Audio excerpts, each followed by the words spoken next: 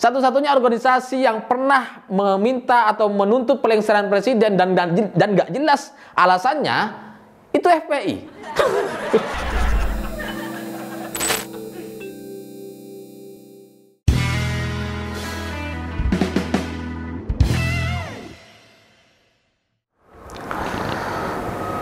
Selamat malam para mantan, selamat malam untuk semua kalian yang dulu pernah bingung antara cinta dan nafsu.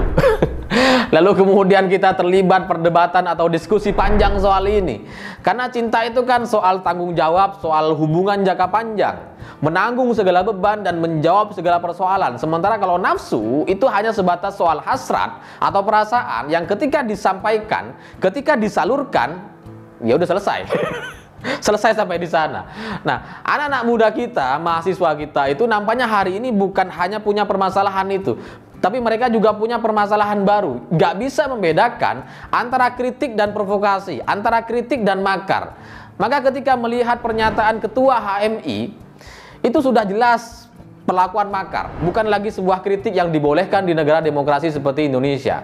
Mengajak presiden lengser, mengajak menurunkan presiden itu adalah sebuah pernyataan makar dan itu ada konsekuensi hukumnya. Cuma kan yang menjadi lucu adalah tidak jelas tuntutannya apa dan permasalahannya apa. Gak jelas. Satu-satunya organisasi yang pernah meminta atau menuntut pelengseran presiden dan gak jelas alasannya itu FPI. Dan kita itu lagi agak parno dengan organisasi yang belakangannya I gitu. HTI, FPI, sekarang HMI. Suka bikin ribut kayaknya gitu ya. Nah, alasan HMI, Ketua HMI mengatakan pelengseran presiden ini adalah ada dua, yaitu oligarki politik dan konglomerasi asing untuk menyelamatkan Indonesia dari dua hal ini katanya. Saya bingung gitu, bener-bener bingung karena oligarki politik dan konglomerasi asing ini dua istilah yang berat sekali untuk dijabarkan dan dijelaskan gitu. Itu sama seperti kita dulu nembak perempuan gitu. Aku cinta kamu, aku sayang kamu. Tapi ketika ditanya balik, emangnya kamu kenapa kok cinta sama aku? Bingung kita jawabnya. Lalu muncul dengan sebuah jawaban yang absurd. Kamu istimewa, kamu sempurna. Terus apa nih? Konglomerasi asing dan oligarki politik itu dua istilah yang susah untuk dijelaskan dan mungkin banyak orang nggak paham. Tapi ketika ada komunitas pembenci Pak Jokowi yang emang nggak suka Pak Jokowi begitu, yang dulu pendukung Prabowo dan kemudian sekarang tambah benci dengan Prabowo, itu ya karena tuntutannya melengsarkan Pak Jokowi, turunkan Pak Jokowi, ya mereka mau-mau aja ikut gitu. Sebatas itu. Tapi kalau ditanya oligarki asing itu apa? Oligarki politik itu apa? Konglomerasi asing itu apa? Ya nggak paham gitu. Bahkan Ketua HMI yang mengatakan ini juga nampaknya nggak paham dengan dua istilah ini. Makanya kemudian dia hanya menyampaikan dua istilah tanpa penjabaran apapun. Oligarki politik itu memang dulu menjadi istilah yang beken atau banyak didiskusikan oleh mahasiswa di zaman Soeharto di tahun 98 dan sebelumnya gitu ya. Karena di zaman Soeharto memang terjadi oligarki politik, yaitu sistem pemerintahan yang dikuasai oleh segelintir elit. Itu terjadi di zaman Soeharto. Anda mau jadi menteri, mau jadi pejabat, mau jadi ASN, mau jadi mau dapat proyek dari pemerintahan atau pekerjaan-pekerjaan dari yang menggunakan uang APBN, maka Anda harus kenal dengan keluarga Soeharto. Kalau Anda gak kenal, cuma main kualitas, main pelayanan, udahlah, gak mungkin dapat gitu. Karena yang terpenting adalah rekomendasi keluarga Soeharto. Itu dulu yang terjadi dan makanya kemudian menjadi diskusi banyak mahasiswa. Itu zaman dulu. Tapi zaman sekarang, apakah itu masih relevan untuk dibicarakan? Coba kita lihat gitu. Dari partai politik misalkan. Partai kita kan sudah lebih banyak dibanding zaman dulu gitu, di zaman Soeharto. Dan semua partai juga sudah mendukung Pak Jokowi. Mayoritasnya gitu ya. Ada PDIP, Gerindra, Golkar, Nasdem, PAN, PKB, udah ada di pemerintahan. Kalau itu disebut oligarki politik, bagian mananya yang oligarki? Bukankah hampir semua koalisi sudah ada di sana? Bahwa ada Demokrat dan PKS di luar pemerintahan, ya wajar aja sebagai oposisi gitu. Biasa. Dan itu tidak bisa disebut sebagai oligarki politik. Dari sisi menteri misalkan, oligarkinya dari mana? Dari partai, semua partai sudah ada. Kemudian dari non partai juga ada, dan itu jelas-jelas tidak bisa disebut sebagai oligarki. Orang yang jadi komisaris, orang yang jadi dirut, jadi menteri itu semua melalui proses-proses penyeleksian yang ketat gitu. Dan orang yang mau jadi ASN juga sama, ikut seleksi, ikut ujian. udah ada sistemnya gitu. Nah, yang disebut oligarkinya itu dari sisi yang mana gitu. Itu yang kita nggak bisa pahami. Kemudian konglomerasi asing.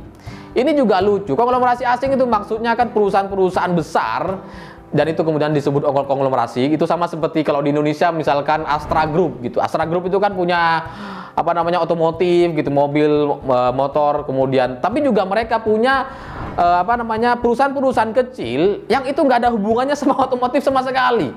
Itu adalah ada agrobisnis, kemudian ada jasa keuangan, konstruksi, dan macam-macam. Dan itu nggak ada hubungannya sama otomotif sama sekali. Dan itu kemudian disebut sebagai konglomerasi. Nah, konglomerasi asing yang dipermasalahkan ini kan perusahaan asing yang berinvestasi di Indonesia, dan kemudian itu dijadikan alasan untuk melengsarkan Presiden Jokowi. Apa hubungannya? Apa hubungannya gitu? Kalau kita dikasih pilihan, apakah kita mau menutup semua akses untuk perusahaan asing dan nggak mau menerima investasi dari perusahaan asing, atau kita mau seperti sekarang begitu? Mana yang lebih baik? Pasti lebih baik yang seperti sekarang. Kita membiarkan investasi asing masuk untuk menjawab semua persoalan dan kebutuhan yang ada di Indonesia. Kalau nggak ada investasi asing masuk sama sekali, itu kan artinya apa? Negara kita nggak menarik, ekonomi kita nggak bisa tumbuh. Itu artinya gitu. Memang saya paham mahasiswa itu kan dalam posisi yang idealis gitu ya, karena mereka hidup dari uang orang tua. Kalaupun beasiswa ya masih dibiayai negara gitu, masih belum bisa melihat kenyataan dengan jelas. Investasi asing atau konglomerasi asing yang masuk ke Indonesia itu adalah sebuah fakta yang nggak bisa kita hindari. Kalaupun Pak Jokowi mau dilengsarkan, mau diturunkan, nggak ada jaminan dan nggak ada yang bisa menghentikan ini gitu. Nggak ada yang bisa. Kita emang idealnya tuh nggak mau ngutang, nggak mau ada investasi asing, mau mandiri, berdiri di kaki sendiri. Tapi definisi itu definisi yang harus disesuaikan dengan masa kini gitu. Bukankah semua sekarang itu ngutang kita gitu? Kita beli rumah KPR, artinya apa? Ngutang rumah. Kita beli mobil apa? Kredit. Artinya apa? Ya ngutang mobil. Cuma kan diperhalus dengan istilah kredit, KPR, itu kan maksudnya gitu ya. Jadi di dunia nyata itu nggak ada yang bisa kita lakukan dengan seidealis dan sesempurna mungkin, nggak bisa gitu. Kita harus menerima kenyataan ini. Nah, kalau ketua HMI menggunakan dua alasan ini, saya jujur dia ini nggak paham dan nggak tahu apa maksud dari dua istilah ini, oligarki politik dan konglomerasi asing. Maka saya menantang hari ini untuk dijelaskan dan disebutkan contoh konkret permasalahan yang ada di Indonesia seperti sekarang, dan kemudian jalan keluar dan solusinya. Sebutkan oligarki politik itu yang macam apa yang sedang terjadi. Coba, ada kasusnya enggak? Konglomerasi asing, bagaimana jalan keluarnya? Kalau bukan Pak Jokowi presidennya, bagaimana cara memutusnya? Apa bisa kita putus semua perusahaan asing itu untuk kita pulangkan ke negaranya masing-masing? Apa bisa? Nggak bisa gitu. Kalaupun bisa, coba saya tantang Anda untuk menuliskan solusi dan bagaimana jalan keluarnya untuk menyelesaikan permasalahan ini. Kalau Anda bisa, kalau Anda mampu menuliskan solusi dan jalan keluar dari permasalahan ini, saya dukung Anda untuk posisi apapun. Mau jadi kepala daerah, DPR, presiden atau menteri, silakan, saya dukung. Tapi kalau kamu nggak paham dengan dua hal ini, dan saya juga yakini kamu nggak paham karena kamu cuma menulis sebatas satu baris kalimat yang itu cuma isinya selamatkan Indonesia dari oligarki politik dan konglomerasi asing, saya ingin bertanya, siapa yang mengajari Anda terkait dua istilah ini? Siapa gitu? Karena pasti ada yang ngajarin.